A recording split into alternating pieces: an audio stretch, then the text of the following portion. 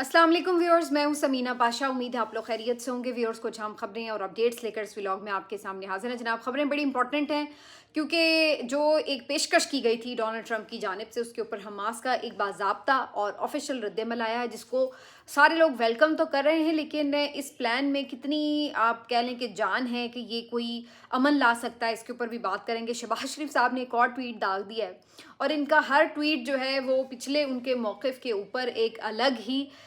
U turn लेता हुआ नज़र आ रहा होता है, तो इसके ऊपर भी बात करेंगे। इसके साथ साथ एक खबर जो है वो रॉयटर्स ने आज दी है, जो कि फाइनेंशियल टाइम्स में भी रिपोर्ट हुई है। क्या एक नई बंदरगाह तामीर होने जा रही है अमेरिका के ज़ेरे तसल्लुत, इसके ऊपर बात करेंगे। कुछ कोर्ट से खबरें हैं और फिर आखिर में ये भी आपको बताएंगे कि जो कश्मीर की तहरीक थी उसका क्या बना। तो ये सब कुछ है आज के व्लॉग में। आपसे रिक्वेस्ट है कि चैनल को सब्सक्राइब कर लें अगर अभी तक सब्सक्राइब नहीं किया। तो जनाब, सबसे पहले बात कर लेते हैं कि जो खबरें आ रही हैं इंटरनेशनल महाज से। तो जनाब, जैसा कि आप लोगों को मालूम है कि डोनाल्ड ट्रंप का 20 निकाती प्लान जो कि नेतन्याहू के साथ उन्होंने डिस्कस करके जारी किया था, जिसके बकौल हमारे प्राइम मिनिस्टर और वज़ीर ख़ारजा के कि उसमें कुछ अमेंडमेंट्स हो गई हैं। तो बहरहाल उसके बाद क्या होता है कि जी एक अल्टीमेटम जारी होता है और डोनाल्ड ट्रंप कहते हैं कि संडे की शाम तक आप जो है इसके ऊपर अगर अग्री नहीं करते तो हमास को हम नेस्तो नाबूद कर देंगे। वो कहर बरपा होगा कि कोई किसी ने सुना ना होगा ना देखा होगा। उसके बाद हमास का एक रद्दमल आता है और हमास की तरफ से इस जो पीस फार्मूला है, अच्छा, अब वो इसको ये नहीं कह रहे कि जो आपने निकात दिए हैं हम उसको वेलकम करें। वो कह रहे हैं कि जो आपने नेगोशिएशंस की बात की है या जो आपने पीस की ख्वाहिश दिखाई है, हम उसको वेलकम कहते हैं। तो जो हमास का रद्द-ए-अमल है वो बड़ा ही नपा-तुला, बड़ा ही आर्टिकुलेट और बहुत ही मैच्योर किस्म का है। इसमें उन्होंने अपना जो एक नज़रिया है वो उसके साथ भी खड़े नज़र आते हैं। उसके साथ वो ये भी कह रहे हैं कि हमें बातचीत से कोई एतराज़ नहीं है, यानी कि वो एक विंडो भी ओपन कर रहे हैं। ये नहीं है कि वो सिर्फ ये चाहते हैं कि जी मर दो या मार दो, बल्कि वो कहते हैं कि इससे अच्छी क्या बात हो सकती है अगर मुज़ाकरात से मामलात हल होते हैं। लेकिन उसके साथ साथ ऐसा भी नहीं है कि वो अपने बेसिक प्रिंसिपल से बिल्कुल हट कर कुछ मांग रहे हैं। वो कहते हैं कि जनाब, हम अगर आप ये सोच रहे हैं कि जी इसराइल की फ़ोर्स यहाँ पे रहेगी, हमें ये किसी सूरत कबूल नहीं। अगर आप ये कहते हैं कि यहाँ पे कोई गैर फ़लस्तीनी अथॉरिटी बना दी जाएगी या कोई हुकूमत ऐसी बना दी जाएगी जो किसी और मुल्क की होगी, फ़लस्तीनियों पर मुश्तमिल नहीं होगी, उनकी मर्ज़ी के ख़िलाफ़ बनेगी, तो वो भी हमें काबिल कबूल नहीं होगा। लेकिन अदरवाइज़ अगर आप जंगबंदी चाहते हैं, उस जंगबंदी के लिए अगर आप जो यरगमाली हैं उनका तबादला चाहते हैं, वो हम बिल्कुल करने के लिए तैयार हैं। उन्होंने उसके लिए ग्रीन सिग्नल दिया कि इधर से जंगबंदी की जाए। हम इसराइली जो फ़ौजी और जो शहरी हमारे पास यरगमाल हैं और जो इवन मारे जा चुके हैं, हम उन सब के बारे में आपको तफसीलात भी दे देंगे और जो हमारे पास ज़िंदा मौजूद हैं वो हम आपको वापस कर देंगे। तो इसके ऊपर तो उन्होंने एक ग्रीन सिग्नल दिखाया, लेकिन बाकी जो उनकी जितनी भी बातें थी उसमें वो अपने प्रिंसिपल स्टांस के साथ आपको नज़र आ रहे हैं। जब हमास की तरफ से ये ऑफिशियल रिस्पांस आया डोनाल्ड ट्रंप के लिए, तो डोनाल्ड ट्रंप भी इसके ऊपर बड़े खुश हुए और उन्होंने भी इस पूरे रिस्पांस को ना सिर्फ ट्वीट किया बल्कि इसको वेलकम भी किया और कहा कि ये तो बड़ी अच्छी बात है कि हमास ने भी हमारे प्लान के ऊपर जो है वो एक पॉजिटिव जेस्चर दिया है। और साथ ही उन्होंने इसराइल को ये हिदायत की कि अब बिल्कुल कोई इनके ऊपर बॉम्बिंग नहीं होनी चाहिए, टोटल सीज़ फायर होना चाहिए और आगे जो मामलात हैं वो मुज़ाकरात के ज़रिए बढ़ाने के ऊपर जो हमारी रजामंदी है वो उसको जाना चाहिए, क्योंकि हम ये समझते हैं कि मशरिक़ वस्ता में एक इटर्नल पीस जो है वो होना चाहिए वगैरह वगैरह। और फिर उसके बाद वो अपनी जिस तरह तारीफ़ें करते हैं वो भी उन्होंने डाल डूल ली उसी ट्वीट में। लेकिन उसके बाद क्या होता है? उसके बाद ये होता है कि अभी ये गुड्डी गुड्डी खेल चल रहा है, लेकिन उसके दौरान ही इसराइल की तरफ से फिर भी अटैक्स किए जा रहे हैं, क्योंकि जैसे ही ये हमास का रद्द-ए-अमल आया तो बहुत से लोगों ने इससे तासुर ये निकाला कि शायद अब फौरी जंगबंदी हो जाएगी, बस 2-4 दिनों के अंदर ही कोई नई हुकूमत कायम हो जाएगी और बस अब सब कुछ बेहतरी की तरफ चला जाएगा। लेकिन सवाल ये है कि क्या ये इतना ही वर्केबल और एप्लीकेबल है? पहली बात तो ये है कि जो हमास की इसके अंदर शराइत हैं वो क्या इसराइल के लिए काबिल कबूल होंगी? क्या नेतन्याहू उनको कबूल करेंगे? क्योंकि इसराइल तो यहाँ पर एक काबिज़ फ़ोर्स की तरह मौजूद है और उन्होंने वाज़ेह ऐलान किया नेतन्याहू ने कि हमारी फ़ोर्सेस यहाँ से नहीं जाएंगी, जबकि हमास की तो शर्त ही ये है कि फ़ोर्सेस यहाँ से जाएं और यहाँ पे कोई गैर मुल्की फ़ौज मौजूद ना हो। तो पहला तो डेडलॉक यहीं पे दिखाई दे रहा है। दूसरी बात यह है कि जो वो एक टेम्पररी सेटअप की बात कर रहे हैं उसमें भी वो ये चाहते हैं कि फ़लस्तीन की एक पूरी रिप्रेजेंटेशन हो और उसके ऊपर वो समझते हैं कि जी इसके अंदर जो है जो भी इसराइली कोई यानी गवर्नमेंट ऑफिशियल्स हों वो इन्वॉल्व ना हो। तो क्या ये चीज़ जो है वो नेतन्याहू को काबिल कबूल होगी? तो इस आप कह सकते हैं कि अमन मुआहदे में या बातचीत में या यरगमालियों की एक्सचेंज तक तो बात ठीक है, पॉजिटिव है, लेकिन अभी इसमें अमन कायम होने में, मुज़ाकरात के कामयाब होने में और दोनों तरफ से टोटल एक इसके लिए एक्सेप्टेंस होने में बहुत टाइम लगेगा। दिल्ली दूरस्त वाली सूरत हाल है, क्योंकि जो हमास की शराइत हैं वो इज़राइल के लिए उस तरह काबिल कबूल नहीं है, और जो इज़राइल चाह रहा है, जो उसकी ख्वाहिश है, वो ज़ाहिर है हमास के लिए काबिल कबूल नहीं है, इसीलिए उन्होंने इतनी जानें भी दी हैं और इतना लंबा अरसा एक लड़ाई भी लड़ी है। तो अब इस गुडी गुडी खेल में पाकिस्तान जो है वो बहुत जल्दबाजी दिखा रहा है, क्योंकि पाकिस्तान की ख्वाहिश ये कि हम बस डोनाल्ड ट्रंप की गुड बुक्स में रहें, हमें बहुत वहाँ से वेलकम मिल जाए, हमें वहाँ से कुछ इन्वेस्टमेंट भी मिल जाए और साथ साथ हमें एक लेजिटिमेसी भी मिल जाए। हम वहाँ पर अगर अच्छे ताल्लुकात बना के रखेंगे तो हमें दुनिया भी एक्सेप्ट किए रखेगी, और इस तरह जो हमारे इंटरनल मामलात हैं उसके ऊपर हमारे लिए कोई दबाव नहीं आएगा।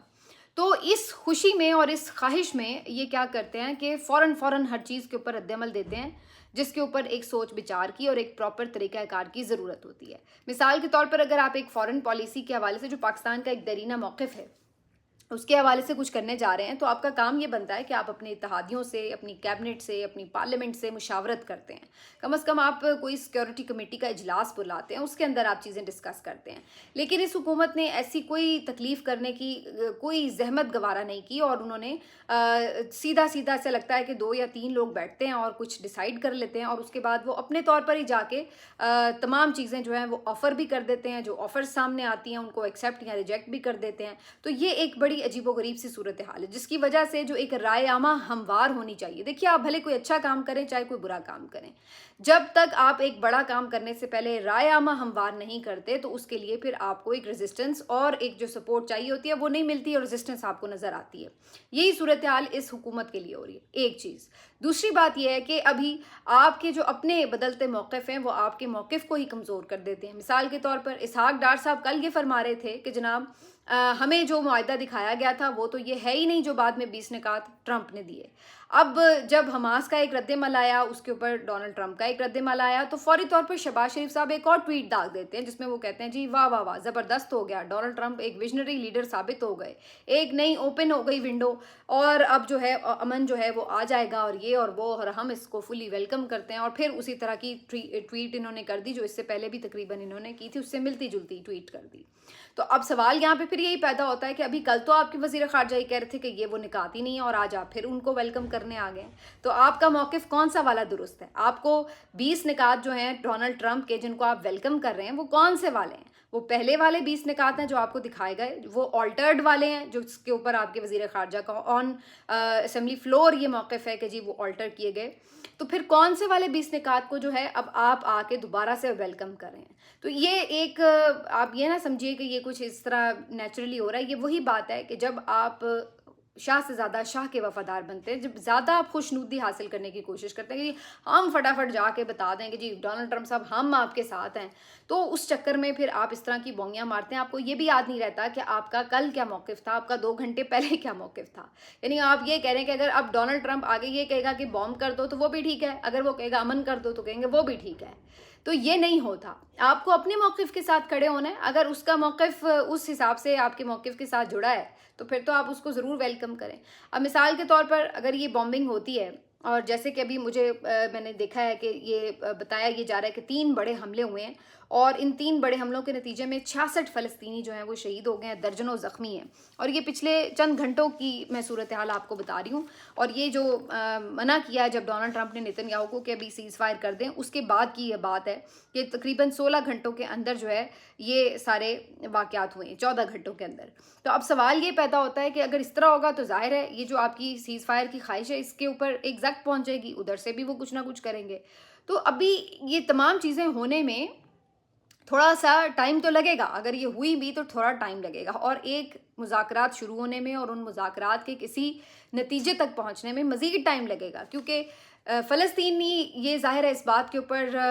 زور دیں گے کہ یروشلم ان کا دارالحکومت ہو، بیت المقدس کا جو کنٹرول ہے وہ ان کے پاس ہو، اور جو اسرائیلی ہیں وہ اپنے مقبوضہ علاقے چھوڑ کے باقی پیچھے کی طرف چلے جائیں، جبکہ اسرائیل کی تو ظاہر ہے ہر ممکن خواہش یہ ہوگی کہ وہ میکسیمم لینڈ جو ہے وہ اس کو گریب کر لے اور یروشلم کا بھی قبضہ ان کے پاس ہو۔ تو یہ تمام چیزیں کیسے ایک کنسنسس پر آئیں گی، اس میں کافی وقت درکار ہوگا، اور اس سے پہلے آپ اگر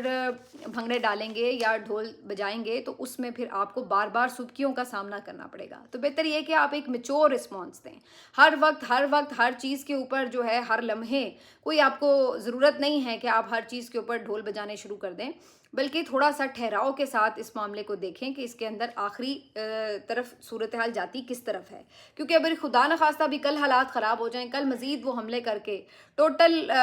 جینوسائیڈ جسے وہ کر رہے ہیں، جو چیزیں وہاں پہ ہو رہی ہیں اس طرف وہ جاتے ہیں، تو پھر آپ کیا کریں گے؟ پھر آپ کہیں گے کہ ہم نہیں یہ اپنے جو یہ ٹرمپ کے ہم نے تو کبھی سپورٹ نہیں کی ہے۔ تو اس لیے تھوڑا سا اس کو اس طرح انداز سے سپورٹ کریں کہ جہاں پر آپ کو خود بھی کوئی موقع مل جائے، مارجن مل جائے، کہ جہاں پر آپ انہیں لگے کہ ہاں بھئی یہ سٹیپ ٹھیک ہے، آپ وہاں پہ انہیں کہیں کہ یہ ٹھیک بات ہے، لیکن جہاں پہ یہ ان کا جو موقف ہے بنیادی اس سے انہیں انحراف نظر آتا ہو، وہاں پہ آپ کو بھی محتاط رہنے کی ضرورت ہے۔ لیکن اب یہ باتیں انہیں کون سمجھائے، یہ تو بس اتاولے ہوئے جا رہے ہیں کہ ڈونلڈ ٹرمپ جو ہے وہ ان کو کسی طرح اپنی آشیرواد میں لے لے۔ اور اسی وجہ سے آج ایک خبر جو ہے وہ روئٹرز کی آئی ہے، جس کو فائنینشل ٹائمز نے بھی رپورٹ کیا ہے، اور اس خبر کے مطابق بحیرہ عرب میں ایک بندرگاہ بنائی جا رہی ہے، اور پاکستان نے اس کی ایک اپروول بھی دی ہے، انیشل اپروول مبینہ طور پر دی ہے کہ امریکہ جو ہے یہ بندرگاہ تعمیر کرے، اور یہ پسنی کا جو ساحل ہے بلوچستان کا اس کو یہاں پہ استعمال کیا جائے گا۔ اور یہ جو علاقہ ہے یہ کافی امپورٹنٹ اس لیے بھی ہے کہ ایک طرف جو ہے اس کی سرحد جا کے ایران سے بھی ملتی ہے، تو یہ ایک ساحلی شہر جو ہے اس میں آپ یہ کہہ سکتے ہیں کہ خود ویسے چائنا کے بڑا انٹرسٹ رہا ہے۔ تو اب یہاں پر اگر امریکہ کو آپ ایک پورا پورٹ دیتے ہیں اور انہیں کہتے ہیں آپ تعمیر بھی کریں، پھر اس کا کنٹرول بھی دیتے ہیں، پھر انہی کے تھرو آپ ان کے ساتھ وہاں پہ ٹریڈ بھی کرتے ہیں، تو یہ ایک بہت بڑی آپ کہہ لیں کہ ایک سپیس ہے جو آپ امریکہ کو اس ایریا میں، اس ریجن میں اور اپنے ملک کے اندر دے رہے ہوں گے۔ تو ان کی اب کیا شرائط ہیں، یہ کس طرح سے ہوگا، اس کی فیزیبلٹی کیا ہے، یہ تمام چیزیں پھر اگین وہ چیزیں ہیں جن کو ڈسکس کیا جانا چاہیے۔ اگر آپ کوئی ایسے تجارتی معاہدے کر رہے ہیں جس میں پاکستان کا بھی کوئی فائدہ ہو رہا ہے تو پھر تو ظاہر ہے کہ آپ کو اعتماد میں لیں، سب کو بتائیں تاکہ سب خوش ہوں اس کے اوپر۔ لیکن اگر آپ خاموشی سے اس طرح کے معاہدے کرتے ہیں تو پھر ہر کوئی شکوک و شبہات میں پڑ جاتا ہے کہ پتہ نہیں اب ان معاہدوں کے اندر کیا لیا دیا جا رہا ہے، جس میں کہیں پاکستان کی خدا نخواستہ جو لینڈ ہے وہ اس کی ساورینٹی تو نہیں ختم ہونے جا رہی، کہیں ایسا تو نہیں ہے کہ جو پاکستان کے معدنیات ہیں وہ دوسروں کو دیے جا رہے ہیں لیکن اس کا فائدہ پاکستان کو نہ پہنچ رہا ہو، کیونکہ یہ اگین اب وہی بات ہے کہ بلوچستان میں آپ جب لینڈ دے رہے ہیں تو یہ جو بلوچستان کا ایریا یہ آپ کو پتہ ہے معدنیات سے ایک رچ ایریا ہے، تو آپ اس کا مطلب ہے وہاں پہ بھی انہیں ایکسیس دے رہے ہیں۔ تو یہ ایک جو ایکسیس دینا ہے یہ کن شرائط پر ہے اور کیسے ہے، اس کے اوپر بالکل ایک خاموشی ہے، نہ پاکستان کی طرف سے نہ امریکہ کی طرف سے اس کے اوپر کوئی رسپانس، کوئی رد عمل ابھی تک نہیں آیا ہے۔ تو لیٹس سی کہ اس کے اوپر رد عمل آتا ہے تو پھر فردر بات کرتے ہیں، لیکن یہ خبر جو ہے وہ کافی امپورٹنٹ ہے جو کہ آج رپورٹ ہوئی ہے۔ اب آ جاتے ہیں جی کہ کشمیر میں کیا صورتحال رہی۔ تو کشمیر میں جناب اب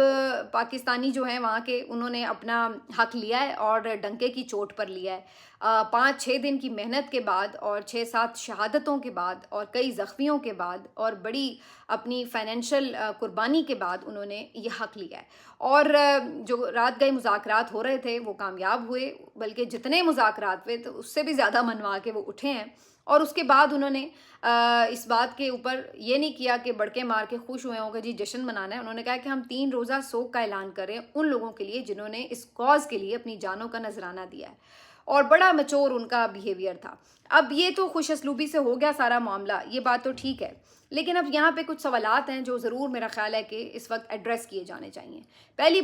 پہلا سوال یہ آتا ہے کہ جب کشمیریوں نے یہ اپنے مطالبات اناؤنس کیے اور جب انہوں نے ان کے اوپر احتجاج کی کال دے رکھی تھی کچھ دن پہلے سے، تو اس وقت سے ہی اس کو کیوں اس طرح سے لائٹ لیا گیا اور ان سے بات چیت شروع کیوں نہیں کی گئی؟ کیوں پہلے جانوں کا نذرانہ دینا پڑا، خون بہا، اس کے بعد اتنی فورسز گئیں, کتنے لوگ زخمی ہوئے, کیا کچھ ہوا, اس کے بعد آپ جا کے ٹیبل پہ بیٹھے. تو جب انہوں نے ایک الٹیمیٹم دیا ہوا تھا کہ ہم نے 29 ستمبر کو لاک ڈاؤن کرنا ہے, آپ اس سے پہلے ان سے کیوں نہیں انگیج کر رہے تھے؟ تو پہلا جو اس کے اوپر کویشچن آتا ہے اس وفاقی حکومت کی طرف سے وہ یہ آتا ہے. نمبر 2 یہ کہ جب وہ یہ احتجاج کے لیے نکل پڑے تو کیوں کر انہیں پاکستان کی میڈیا کی طرف سے,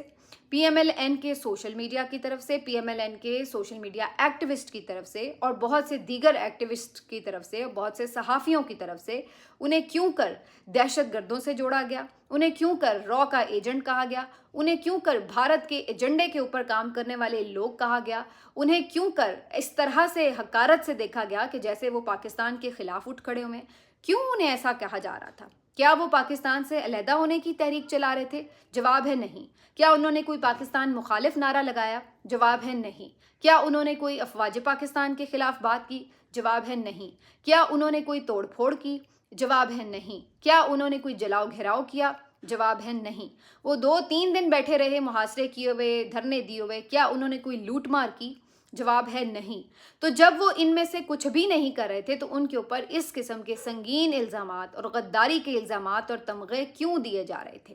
ان لوگوں کو لگام ڈالنے والا کوئی ہے یا نہیں ہے کہ پاکستان میں کوئی بھی شخص اگر اپنے حقوق کے لیے بات کرتا ہے, عوام کے حقوق کے لیے بات کرتا ہے, یا آپ کی کوئی بھی پالیسی ہے اس سے اختلاف کرنے کی جرت کرتا ہے, تو اس کو فوری طور پر ملک دشمن, غدار یا پھر را کا ایجنٹ کیوں بنایا جاتا ہے؟ یہ سوال اب کرنے کی ضرورت ان لوگوں سے ہے کہ اگر وہ دہشت گرد تھے, وہ را کے ایجنٹ تھے, وہ یہ سب کچھ تھے, تو پھر آپ کی حکومت نے ان کے ساتھ کیوں بیٹھ کر مذاکرات کیے اور ان کے سارے مذاکرات مان کے آپ کیوں کر اٹھے؟ اور اگر وہ ایسے نہیں تھے اور وہ جائز حقوق کی بات کر رہے تھے جو کہ آپ نے مانے ان دی اینڈ, تو پھر آپ لوگوں کو معافی مانگنی چاہیے اور شرم بھی آنی چاہیے کہ آپ لوگوں نے محب وطن لوگوں کے اوپر اس قسم کے سنگین الزامات لگائے. پاکستانی میڈیا کو شرم آنی چاہیے کہ جنہوں نے ایک دفعہ پھر ایک ٹاؤٹ میڈیا ہونے کا کردار ادا کیا اور جو ان کو کہا گیا انہوں نے وہی رپورٹ کرنا شروع کر دیا.